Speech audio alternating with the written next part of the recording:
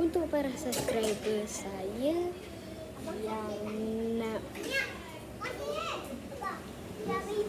duit ataupun ada bagus untuk idea saya sebab saya ni terlalu burik. Idea saya yang tu terlalu burik. Selamat datang di akaun Dennis Ryan kat toko Play.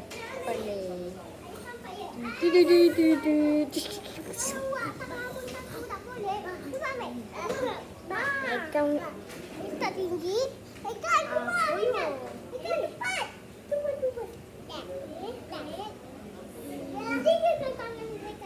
Tinggikan. Ya. Cepat. Cepat. hilang. Kena tumbangkan. Saya dah tumbang. Apa buat tu? Hilang. Zat.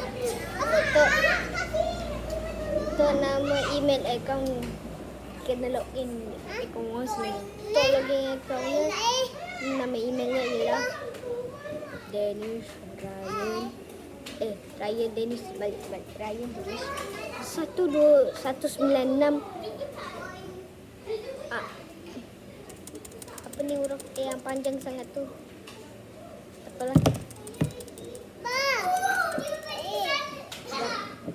Tak tunjuk. Sekejap. Sebabnya tak ngerti sini juga. Ni. Ayolah. Takkan. Jangan tahu dalam email ada apa. So. Okay. Ryan Dennis 196 huruf tu. Habis tu baru gmail.com.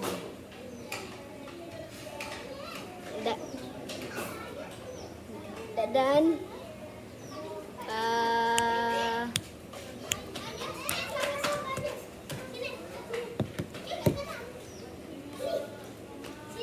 untuk kodnya keluar dulu kejap dari kad. Untuk kod dia keluar dulu kejap. Komen dulu kejap. Saya akan pantau setiap video-video baru. Komen dekat video baru sahaja. Jangan komen dekat video lama. Sekarang cari-cari tak jumpa. Kodnya akan tersedia dekat ni. Korang yang tengok, korang yang nak cuba. Okey. Oh maaf lah, di sini tak ada gaji guys. Tak ada idea. Tak ada, belum kaya lagi lah. Ya ni. Siapa yang buat?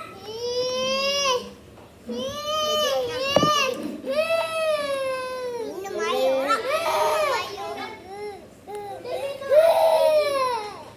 Jadi semoga idea saya tu bagus dulu. Tapi sabar ya, 29 sampai 31, 29 sampai 31 dulu.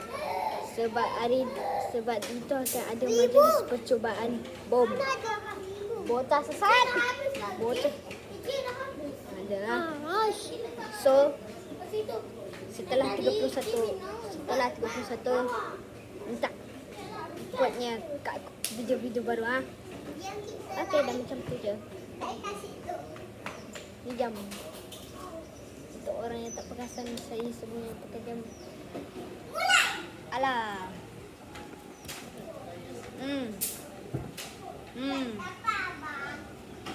Sesuai permintaan saya kan dulu. Okey.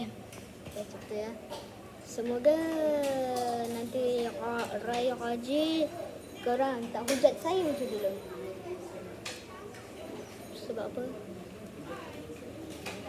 Wanginda, tolong subscribe channel saya. Boleh? Okay, bye. Orang sombong. Bocah sesat. Orang sombong.